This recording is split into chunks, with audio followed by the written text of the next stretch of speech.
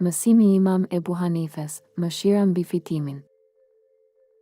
A e dini se si një borxh i harruar mund të na mësojë më shumë për besimin dhe moralin se sa çdo ligjërat fetare? Imam Ebu Hanife, një figurë e ndritur në jurisprudencën islame dhe një tregtar i ndershëm, na tregon se si të jetojmë me integritet.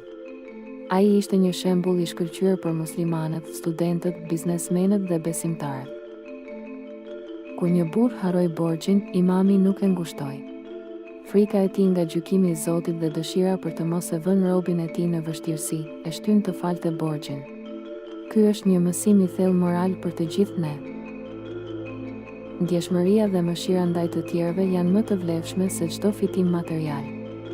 Le të ndjekim shembullin e Imamit, duke u trajnuar në biznes dhe duke diskutuar etikën me ndërgjegje. Le të reflektojmë mbi këtë histori dhe të përpiqemi të jemi më të ndjeshëm dhe të mëshirshëm në jetën tonë të përditshme. Ndani këtë mësim me të tjerët dhe le të ndërtojmë një botë më të mirë së bashku.